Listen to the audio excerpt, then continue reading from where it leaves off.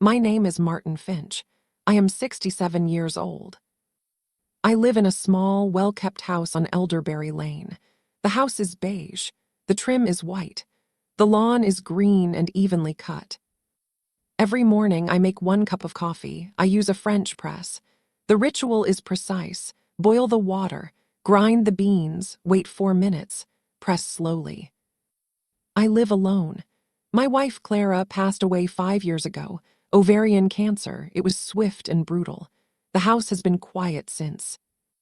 My daughter Helen lives 40 minutes away. She is 42. She is an event planner. She is very busy. She visits every Sunday. Her husband, David, is a financial advisor. He works at a reputable firm. He handles investments for affluent clients. He is always polished. He wears crisp shirts. They have 2 children. Liam is 10. Sophie is 8. They are good kids. They are often on their tablets. My Sunday routine is set. Helen arrives at noon. She brings lunch, usually salads from a nice deli. We eat at the dining table. We make polite conversation. After lunch, David often asks about my house. He calls it the asset. He mentions property values. He talks about property taxes. He suggests things might be easier. "You're not getting any younger, Martin," he would say. He always smiled. It was a concerned smile. "We just worry about you managing all this." All this meant the house, the paid-off mortgage, the modest pension, Clara's life insurance, my simple, orderly life. I would shrug. I would say I was fine. I am a retired loan officer. I worked at the same community bank for 38 years. I understand numbers. I understand paperwork. David would nod. He would change the subject. He was always respectful. 18 months ago, Helen suggested I get a dog. For company, I thought it was a kind idea. I have always liked dogs, I agreed. She and David found the dog, a rescue named Bruno. He was a large, mixed breed, part Labrador, part something bigger. He was gentle. He was also anxious. He needed medication. He needed special food. He needed frequent vet visits. Bruno was a good dog. He was also expensive. My fixed budget began to stretch. David offered to help. He said he could look at my finances, just to streamline things, make the dog costs easier. I was grateful. I gave him access to my accounts, for oversight. A month later, my kitchen faucet began to leak. It was a steady drip. I mentioned it on a Sunday. David knew a guy, a contractor. He said he would handle it. He said it was no trouble. The contractor came. He fixed the faucet. He also said the pipes under the sink were old. They were a risk. They could burst. The estimate for repiping was high. David nodded gravely. He said it was a necessary investment. He said he could advance the money. I could pay him back slowly, without interest. It was family. I agreed. It made sense. The contractor was named Ray. He did the work. It took 3 days. The bill was even higher than the estimate. David waved it off. He said quality work costs money. He said he would cover the difference. For now. I signed a repayment plan. It was a simple document. David drafted it. It felt formal, but he said it was for clarity for both of us. That was the first document. Then the backyard fence began to sag. David noticed it. He said it was a liability. He said if Bruno got out and caused an accident, I could be sued. He suggested a new vinyl fence. Maintenance-free. He knew another guy. I hesitated. I said I would think about it. The following Sunday, Helen brought the kids. Liam ran into the backyard. He leaned on the sagging fence. A post wobbled. Helen gasped. She pulled him back. She looked at me with wide, frightened eyes. "Dad, this is dangerous. What if it had fallen on him?" I looked at the fence. It had wobbled for years. It was fine, but her fear was real. "David can get his guy out here tomorrow," she said. Her voice was firm. "We can't have this, not with the kids coming over." I felt a dull pressure in my chest. The concern felt heavy. It felt like love. It was hard to refuse love. "All right," I said. "Have him come." The fence was replaced. The bill was substantial. Another loan from David. Another repayment document. Slowly, my simple house became a source of constant concern. The roof was old. The windows were drafty. The driveway was cracking. David had a solution for everything. He had a guy for everything. Every solution required money, my money, but it was always framed as care. My monthly pension payments began to feel thin. The repayment to David was a constant drain. I mentioned it once. David sat with me at the kitchen table. He opened his laptop. He showed me a spreadsheet. He had mapped out my expenses. The dog, the house repairs, the rising cost of everything. "Martin," he said, his voice was soft, patient. "You're running a deficit every month. You're dipping into your cash reserves. Clara's insurance money won't last forever." I looked at the numbers. They seemed correct. The categories were logical. The totals were alarming. A cold knot formed in my stomach. "What do I do?" I asked. The question sounded small. "We could look at a reverse mortgage," he said. "Or a HELOC, tap into the equity of the house. It's just sitting there, it would give you a buffer. Stop the monthly bleed." I was a loan officer. I knew what these were. I also knew the pitfalls, the fees, the compound interest, the risk of losing the house. "I don't know, David," I said. "That makes me nervous." He closed his laptop. He smiled. It was a tired, understanding smile. "I get it. It's a big step. Just think about it. We're here to help. We don't want you to be anxious about money. That's the last thing you need." He patted my shoulder. He left. I did think about it. For weeks, I reviewed my own records, my bank statements. Something felt off. The numbers David showed me didn't match my own mental math. My grocery spending was listed as double what I actually spent. My utilities were inflated. I brought it up the next Sunday, gently. "David, about that spreadsheet. I think some of the estimates might be high. My water bill, for instance." He didn't look up from his phone. "Those are annual averages, Martin. They factor in seasonal spikes. My software is very accurate." Helen was loading the dishwasher. She spoke over the clatter of plates. "Dad, David does this for a living. For millionaires. I think he knows how to read a spreadsheet." Her tone was light. It was also final. The subject was closed. I felt a familiar silence settle over me. It was the silence of being managed. It was quiet. It was polite. It was very effective. Then came the wedding. My younger sister, Elise, lives in Oregon. We are not close geographically, but we talk on the phone every month. She was getting remarried, a small ceremony on the coast. She invited me. She was insistent. "I want my big brother there, Marty. Please." I wanted to go. I told Helen my plans. I would fly out for a long weekend. Bruno would need a kennel. I started looking at tickets. David offered to book the flight for me. He said he had travel points. He could get me a better deal. I gave him my dates. A few days later, he called. His voice was thick with apology. "Martin, bad news. Those points blackout dates just hit. I can't get you a direct flight. The only options are crazy expensive. Over $2,000 with 3 layovers." I was disappointed. I said I would look myself. "I already did," he said quickly. "It's the same everywhere. It's last minute. It's peak season. It's just not feasible." I got on my own computer. I searched. He was right. The prices were high. But I found one option. A red-eye with one connection. It was $1,300. It was doable.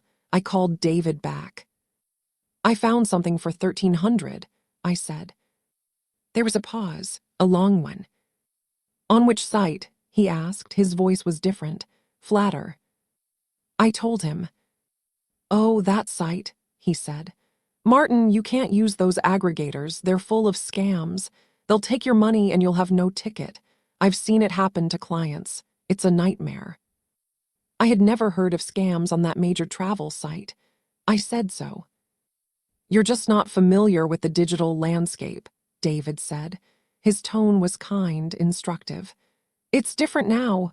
These things happen all the time. I can't in good conscience let you book that. Helen would kill me. The wedding was in 3 weeks. I felt stuck. Let me talk to Elise, I said. Maybe I can drive, make a trip of it. With Bruno, David asked. And you're back. That's a 3-day drive each way. At your age. Come on, Martin, be realistic. I hung up. I felt a dull throb in my temples. I called Elise. I told her the flight situation. My voice sounded weak, excuse-laden. She was quiet for a moment. Marty, she said slowly, did you actually try to book it? Or did David just tell you it was impossible? The question hung in the air. It was a simple question. It illuminated a dark corner. He said the site was a scam, I mumbled. Elise sighed. It was a sad, knowing sound. I just booked a flight for a friend last week. On that exact site, it was fine. She paused. Is everything okay there, Marty? Yes, I said automatically. Everything's fine, just complicated. I did not go to the wedding. I sent a generous check. I told Elise I had a minor health scare. It was easier than the truth. That Sunday, Helen was extra attentive. She brought my favorite soup. She fussed over me. It's for the best, Dad. Travel is so stressful, and we would have worried the whole time. David nodded in agreement. Family is right here, Martin. I looked at them, my daughter, my son-in-law, their concerned faces. The knot in my stomach tightened. It became a permanent resident. After they left, I did something I hadn't done in years. I went into my home office, the small room I used for paperwork. I opened the filing cabinet. I pulled out my financial files. I started with the life insurance payout from Clara. It was a lump sum. It was meant to see me through, to provide comfort. I traced every dollar, or I tried to. There were transfers I didn't remember authorizing, small ones, $200 here, $500 there. They were labeled vaguely. Home care. Services. They flowed into an account I didn't recognize, an account number that was not mine. My hands were steady. My breathing was calm. This was just paperwork. I understood paperwork. I made a list, date, amount, description. I printed every bank statement from the last 2 years. I began to cross-reference.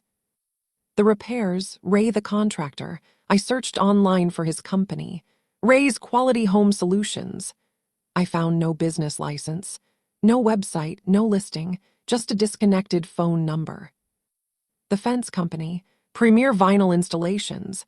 Same result, a ghost. The vet bills for Bruno. I called the clinic. I asked for a history of my invoices. The receptionist was helpful. She emailed them.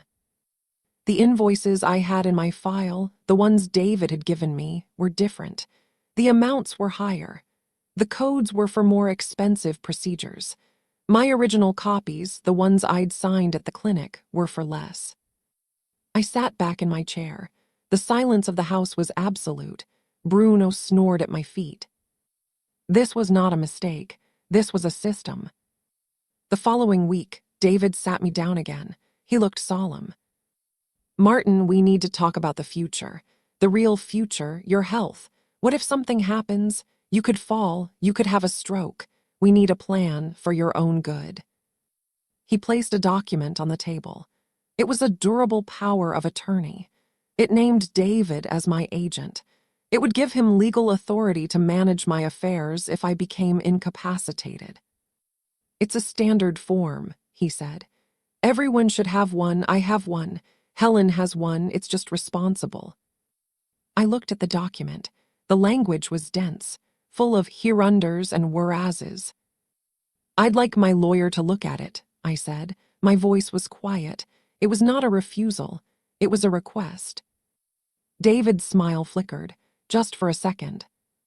Of course, that's smart. But Martin, you don't have a lawyer. Not since old Mr. Henderson retired years ago. He was right. I can recommend someone, he said. A colleague, he handles estate planning. He could explain it all, draw it up properly. I knew what that meant. The colleague would be David's friend. The explanation would be persuasive. The outcome would be the same. Let me think about it, I said. I slid the document back across the table. David's eyes followed it. He did not pick it up. We're running out of time for thinking, Martin, he said softly. The world doesn't wait, and neither do medical emergencies. That night I could not sleep. I went back to my office. I opened a new blank notebook. On the first page I wrote a single word. OBSERVTONS. I began to write, not feelings, facts. March 14, David mentioned reverse mortgage again. Cited rising property taxes. My property tax bill, received yesterday, shows a 2% decrease. March 21, Helen suggested moving Bruno's vet to a clinic near her. More convenient for us to take him. I declined. She seemed annoyed. March 28, noticed a new charge on bank statement, $150 to secure home monitoring. I have no security system. Called bank to dispute. Told it was an authorized recurring charge. I documented everything. Conversations, financial discrepancies, missing documents. I scanned and saved every piece of paper. I created a new email address. I sent copies of everything to it. A digital trail. I became a quiet archivist of my own erasure. A month later, the secondary attack began. It started with a phone call from Adult Protective Services. A concerned neighbor, the woman said, had filed a report. They had worries about my welfare, self-neglect, financial confusion. Could they come for a visit? My blood ran cold. I knew which neighbor. A busybody named Mrs. Finch, no relation. She talked to Helen over the fence often. Of course you can visit, I said. My voice was calm. When would you like to come? The social worker came 2 days later. She was a young woman, kind-faced. Her name was Chloe. She looked around my clean, orderly house. She saw the stocked fridge, the well-groomed dog, the organized mail on my desk. Your home is lovely, Mr. Finch, she said. Thank you. The report mentioned some concerns about your memory, about you getting confused with bills. I was a loan officer for 38 years, I said. I'm quite good with bills. I showed her my filing system. Neat, chronological, she nodded. Sometimes, as we age, family gets worried, she said gently. They can misinterpret things. Have you had any medical evaluations recently? My last physical was 6 months ago. Dr. Evans. You can call him. My cognition was tested. It was fine. I gave her the number. She wrote it down. Your daughter, Helen. She's involved in your care. She visits weekly, I said, neutral. Chloe hesitated. The report, it mentioned that your son-in-law, David, has been helping manage your finances, that things were getting a bit muddled. I looked at her. I chose my words with care. David is a financial advisor. He has offered advice. I am grateful for his concern. I review all my own statements. It was the truth. It was not the whole truth, but it was enough for now. Chloe closed her notebook. Well, Mr. Finch, everything seems to be in order here. I'll note that the report appears to be unsubstantiated. I'm sorry to have bothered you. No bother, I said. I walked her to the door. I stood in the doorway. I watched her car drive away. The sun was shining. Birds were chirping. A perfect spring day. I felt a profound, chilling clarity. The report was a probe, a test. If I had seemed confused, if the house had been messy, it would have been a foothold. The next step would be a capacity assessment, then perhaps a temporary guardianship. David was not just after my money. He was after my legal autonomy. the power to make me a guest in my own life. I went to my office. I opened my observation notebook. I wrote the date. I described the APS visit. I noted the social worker's name. I filed the copy of her card. Then I took the next step. I needed a lawyer, not David's colleague, a stranger, a specialist. I found her online. Her name was Anya Sharma. Her practice focused on elder law and financial exploitation. Her reviews were serious. Words like tenacious and thorough appeared often. I called her office. I made an appointment. I said it was regarding potential financial exploitation by a family member. The receptionist's tone shifted.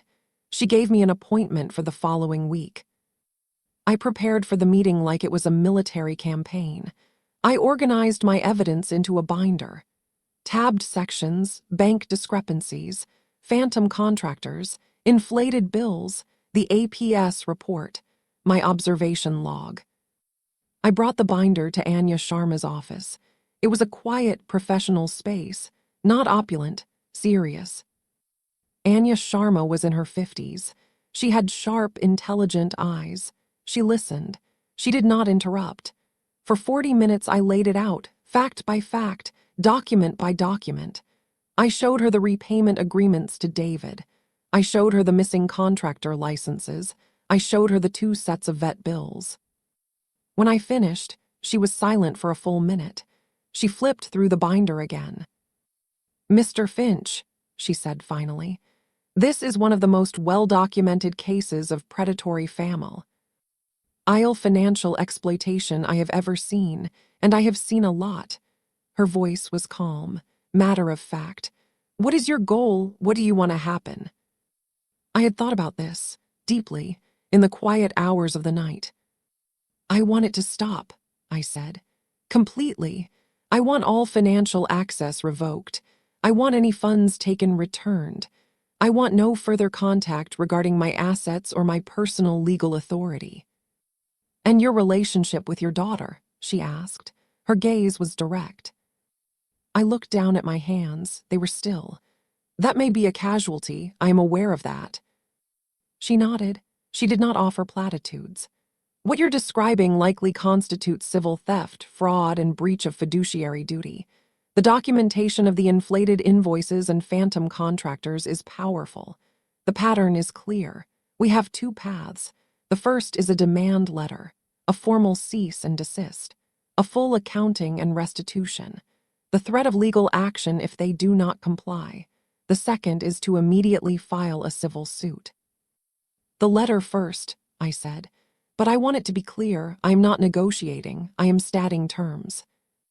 "Good," she said. She outlined her fees. They were substantial, but they were a fraction of what had been siphoned away. I retained her on the spot. The next week was a strange limbo. Sunday arrived.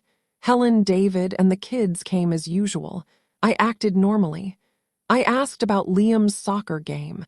I listened to Sophie's piano recital story. I ate the salad. David brought up the power of attorney again, gently. "That lawyer I mentioned is free next Thursday, Martin. Should I set it up?" "No," I said. I took a sip of water. "I've decided to handle my own affairs, as I always have." The silence at the table was abrupt. Helen stopped moving. David's fork hovered above his plate. "Handle them how?" Helen asked. Her voice was tight. "With a professional, an elder law attorney," I said. "It's time to get everything in order. Wills, trusts, all of it." David set his fork down carefully. "That's a big step. Those lawyers can be very expensive. They can take advantage." "I've done my research," I said. I met his eyes. "I'm confident." He held my gaze. I saw a calculation happening behind his eyes.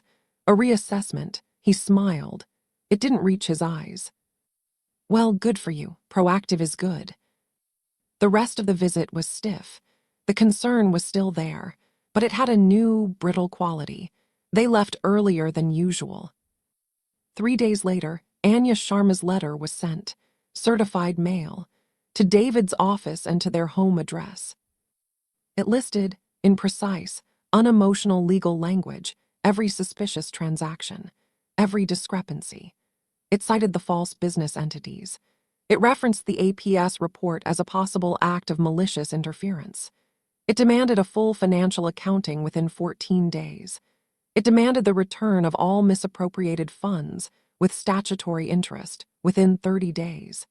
It demanded the immediate cessation of any and all efforts to influence my financial or legal decision-making. It stated that failure to comply would result in the immediate filing of a civil lawsuit, as well as a complaint to David's professional licensing board and a criminal referral to the district attorney's office for financial exploitation of a vulnerable adult. It was a thunderclap, delivered on paper. The phone call came that evening. It was Helen. Her voice was shrill, unrecognizable. "Dad, what is this? What have you done? David is hysterical. This is insane. We have done nothing but help you." I listened. I said nothing. "You're confused. Your memory is going. We've seen it.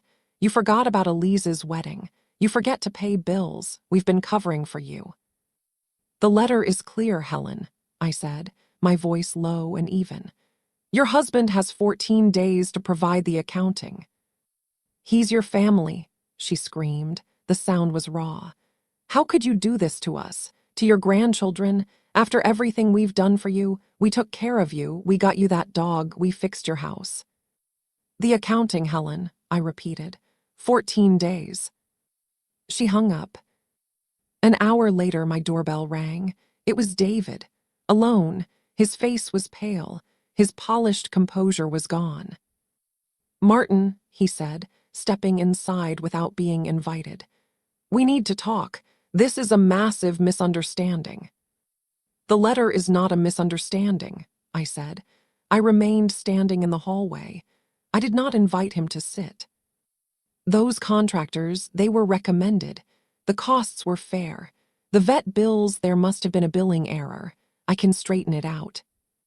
"You have 14 days to provide documentation for every line item," I said, "including business licenses for Ray's Quality Home Solutions and Premier Vinyl installations, including explanations for the unauthorized transfers to account number ending in 4481. He flinched at the account number. His eyes widened. He had not expected that level of detail. "That account, that's a joint slush fund, for family expenses, for things you need." "I did not authorize it," I said. He ran a hand through his hair. The panic was starting to break through. "You're going to ruin me. This complaint to the licensing board, it's my career, Martin. You'll ruin my family." "You should have thought of that," I said, "before you decided to monetize my grief." The words hung in the air. They were the closest I had come to anger. They were quiet. They were final. He stared at me. I saw it then. The moment he realized the quiet, compliant old man was gone, in his place was someone he did not know, someone with a binder full of facts. "Get out of my house," I said. He left. The 14 days passed. No accounting arrived. Instead, a response came from a law firm. David had hired a lawyer. The letter was aggressive. It accused me of mental incapacity. It claimed I was suffering from early dementia, influenced by outside parties. It stated that David and Helen had acted only out of love and concern. It threatened to petition for a temporary guardianship if I pursued this frivolous and damaging course of action. It was the expected counterattack, the move to discredit the source. Anya Sharma was not surprised.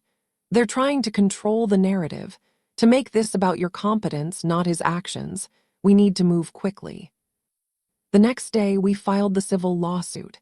Martin Finch v. David and Helen Archer **. Causes of action: fraud, civil theft, unjust enrichment, breach of fiduciary duty.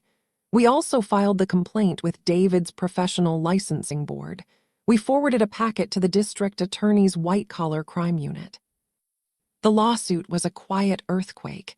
It was not in the news, but it reverberated through their world. Discovery began. This is the long, procedural heart of justice. It is not dramatic, it is exhaustive. We issued subpoenas to David's bank, to the bank holding the mysterious account 4481, to his employer for his client communications regarding me, to the phone company for records of calls to the non-existent contractors. We took depositions. I sat in a conference room across from David and his lawyer.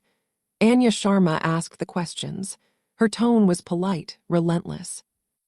Mr. Archer, please explain the services rendered by Ray's Quality Home Solutions, for which you charged Mr. Finch $8,750. I'd have to check my records. They're right here, the invoice you provided. It lists comprehensive repiping. Can you produce the business license for this entity? I don't have that. Did you ever verify it existed? It was a referral. From whom? I don't recall. Mr. Archer, is account number 4481 yours? It's a joint account. With your wife? Yes. How did Mr. Finch's money, marked as repayment for home repairs, end up in your joint account for family expenses? It was a temporary holding account, for ease. Ease for whom? Objection, argument, the court reporter typed, the clock ticked. It was brutal in its monotony. Question by question, document by document, the facade of care crumbled into a pile of financial transfers and fake invoices. Helen's deposition was worse. She cried. She talked about love. She talked about sacrifice. She said I had changed since her mother died, that I was paranoid, that I was pushing my family away. Anya was unmoved. Mrs. Archer, did you ever personally write a check to Ray's Quality Home Solutions? No, David handled that. Did you ever meet Ray? No. Did you ever question why your father, a man with a paid-off mortgage and a pension, suddenly needed thousands of dollars in loans from your husband for basic home maintenance? I trusted my husband, she sobbed. Did you ever review the invoices against your father's bank statements? That's not my job. The procedural wheels turned, slowly, inexorably. Then a break. The district attorney's office called Anya. They had reviewed the packet. They were opening a criminal investigation, financial exploitation of an elder. They requested all our documentation. The licensing board moved faster. They suspended David's advisory license pending their investigation. His firm placed him on administrative leave. The polished world of affluent clients and crisp shirts began to implode. The pressure became too great. 5 months after the lawsuit was filed, their lawyer contacted Anya. They wanted to settle. The terms were not negotiated. They were dictated. Full financial restitution. Every penny plus interest, calculated by a forensic accountant we hired. A permanent, mutual restraining order preventing David from any financial or legal contact with me. The dismissal of any pending petitions for guardianship. A public apology in writing to be filed with the court. And one more thing, a clause I insisted on. Helen would retain visitation rights, but they would be supervised by a professional of my choosing for a period of 2 years. If, during that time, she or David attempted to manipulate, guilt, or discuss my finances or estate, the visits would terminate permanently. It was not about punishing the grandchildren. It was about creating a safe container, a boundary made of legal parchment. They signed. They had no choice. The criminal investigation was still looming. The licensing board was still deciding his fate. The lawsuit was a financial and reputational black hole. The settlement funds were wired into a new account, one only I controlled. The number was not shared with anyone. The quiet justice was not satisfying in a cinematic way. There was no applause, no moment of confrontation, just a series of documents being filed. notifications from the court, a change in account balances. The aftermath was long, and it was lonely. Helen's supervised visits began. A woman named Gail, a retired social worker, would come with her and the children. The visits were strained. The children felt the tension. They were confused. They asked why Gail was there. I said she was a friend. Helen's eyes were hollow. She was grieving. She was grieving the father she thought she had, the father who was compliant and grateful.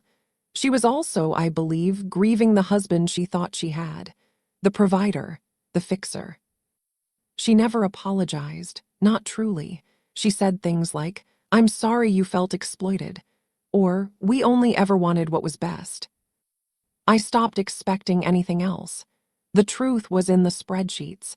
The truth was in the fake invoices. The truth was a country we could not visit together anymore. David's criminal case proceeded. He took a plea deal, a felony for financial elder exploitation. He served no jail time. He received probation. He was ordered to pay additional restitution to a state victims fund. His financial advisory license was permanently revoked. He works now, I heard through the thin grapevine, in an unrelated field, an office job. The polish is likely gone. I sold the house on Elderberry Lane, the beige house with the white trim.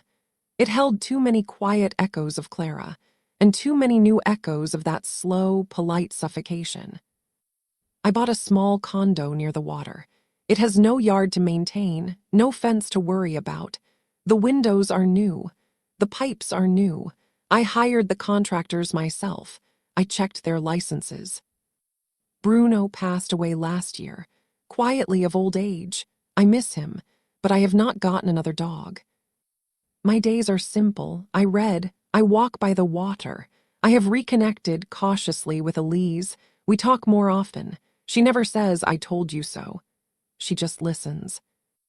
I see a therapist, not because I am broken, but because I needed to learn how to trust my own perceptions again, to untangle love from control, care from conquest. The money is back in my accounts. It feels different now. It is not just currency. It is a monument to a quiet war. It is security. It is silence. Sometimes in the evening, I sit and look at the water, the calm, endless movement of it. I think about the nature of betrayal. It rarely arrives with a shout. It comes in a gentle voice, offering to carry a burden you didn't know you had. It arrives as a solution, long before you've identified the problem. I am not bitter. Bitterness is a residue I cannot afford. I am resolved. I am a man who survived a slow, legalistic siege. The weapon was not a sword, but a spreadsheet. The armor was a binder. The victory was a return to peace. The story is over. The legal files are closed. The restitution is paid. The family is a configuration of polite distance and supervised lunches. Yet one question remains. It is not a loud question. It haunts the edges of my quiet days. When did the care become a currency? And when did my love for my daughter become the collateral they were so willing to spend?